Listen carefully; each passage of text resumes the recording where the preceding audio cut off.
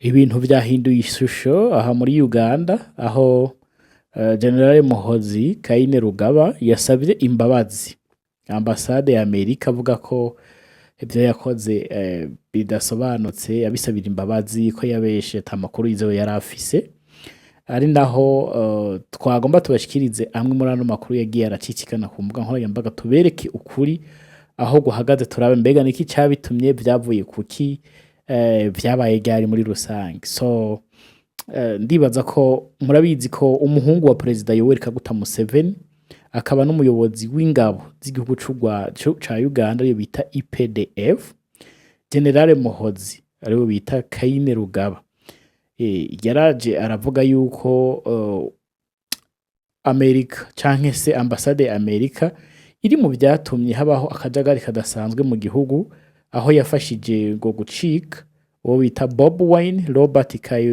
Kyagulanyi, imufasha gucika ngo ave mu gihugu, iramunyegeza muri rusange niko yarashatse gusigura.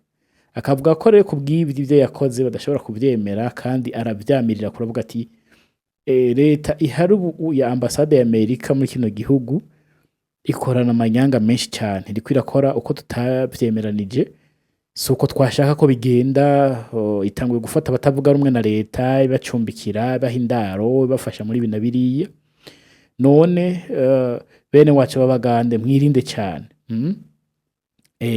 Rero yatanguye kunegura inyuma yuko habayeho amatora ku itariki 15 z'ukwa mbere muri 2026, yatangaje ko Leta Zunze Ubumwe za Amerika canke se ambasade ya Leta Zunze Ubumwe za Amerika yafashije uwitwa Bobi Wine gucika ava mu rugo iwiwe, akabesha ko yatewe n'ingabo za gisirikare ca Uganda.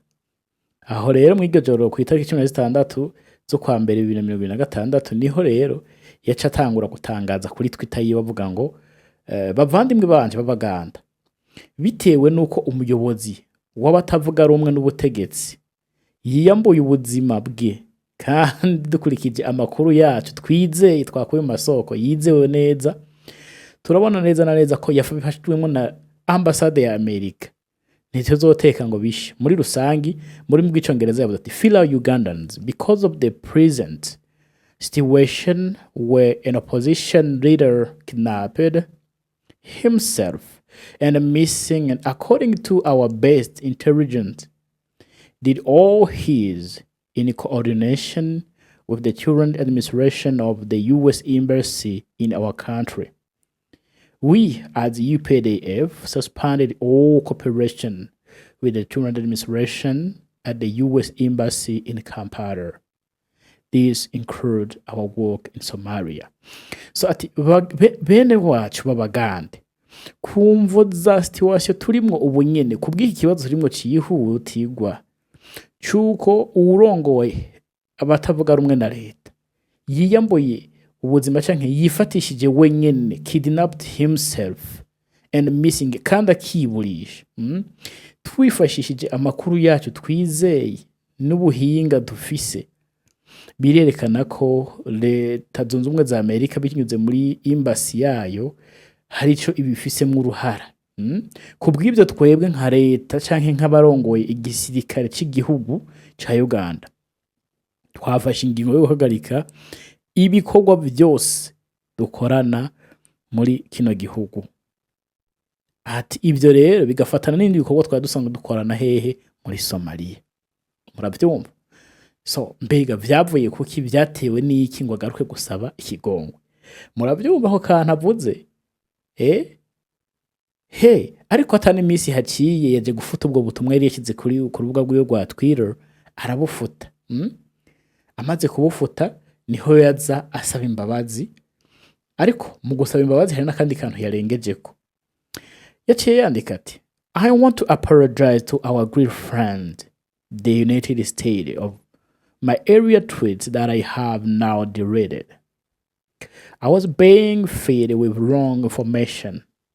I have spoken with the US ambassador to our country, and everything is okay. We are going to continue our military cooperation as usual. Ati guys, ati ndashaka gusaba imbabazi abagenzi bacu canke inshuti zacu z'abanyamerika ku bwa message mbi nanditse nanayifose ubu tuvugana. Ati narose amajambo atariyo ndaheza ndayatangaza ko ata makuru yizewe nari mfise. Ati rero ubu twamaze kuvugana na burongoye ambasade ya Amerika muri kino gihugu cacu, ibintu byose bimeze sawa kandi tugiye kubandanya dukorana n'inzego z'igisirikare nk'uko byari bisanzwe. Aha hantu harakomeye muhumve neza. Twama twababwiye ko tuzokwama tubashikiriza amakuru yizewe neza taguca ku ruhande. Nico gituma ariko nyuma yo kuvuga ibi mwibuke ko yagabishije araburira abantu aravuga ati umviriza renda bereke nubwo biruhuko umuntu wese azogerageza kugomba gusohora. Yagabishije abantu aravuga ati umuntu wese azogomba gusohora Bobi Wine canke Robert akagomba kumusohora mu buryo butemewe n'amategeko muri kino gihugu azobihanirwa kandi cyane. Muravyumva? Azobihanirwa kandi cyane. Hama ku itariki ya 29 uku kwezi kwa mbere nyene mu 2026 Robert canke ho twokwita bamwita Bobi Wine muramuzi. Yavuze ko abasirikare bateye urugo rwiwe mwijoro hama bakagaba igitero gikomeye cyane bakakubita abakozi bagahohotera umugore wiwe. Hama igikorwa cyo kugwiza amakimbirane mu gihugu kica gisa naho catanguriye. Rero twubamenyesha yuko Uganda irafise intambamye nyinshi zigiye zitandukanye aho President Yoweri Museveni ahanganye na Bobi Wine. Nkuko Bobi Wine yari yabaye wa kabiri ariko ntiyashoboye gutsinda.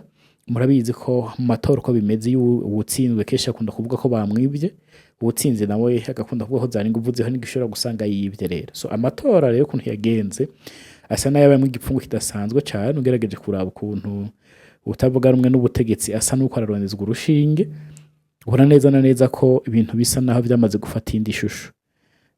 Sinzi muravye aho muherereye.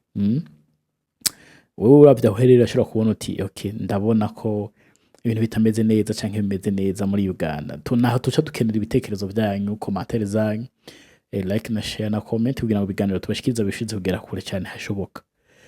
Kubw'ibyo rero amakuru dusa naho twadufise yizewe neza nuko Muhozi Kainerugaba yasabye imbabazi ambasade ya Amerika ayimenyesha ko amakuru yacoboye gutangaza atarizewe neza. Hamwe yariko arabesha ko amasoko yiwe yizewe neza yamubwiye ibijanye n'amakuru atari hivumbi yuko Robert canke Bobi Wine asa n'uwatorotse kubera canke akifatisha kumvo zo kugira ngo ashobore kugira inyungu ziwe zishobore kubandanya. Yasa n'uwabisabiye ko imbabazi ariko ntiyigeze asaba imbabazi Bobi Wine ngamubwire ko yamubesheye. Ariko Bobi Wine we murumva ko yakomeje kuvuga ko kurugi we yaratewe arafatwa nabi. Ibi rero byo ntacyo yabivuze ko Kainerugaba nk'urongoye igisirikare muri Uganda ntacyo yigeze bivuga ko nta nice bitangaje ko bisa nkaho atani kigeze ngira ngo nta kintu kibiwe abibonamwo nkaho yakosheje kubeshera umuntu. Murabizi bijanye na politiki ko bimeze na cyane bigeze ku bantu barongoye igisirikare ntibiba byoroshe. Rero naho two turababwira ati mwakoze kubana natwe, naho butaha nibaza ko utarakora like, share na comment cyangwa subscribe yo ikora hano kuri channel Inkinzo kugira ngo ibikorwa bishize kugenda neza mushize kudukurikira. Murakoze cyane naho butaha.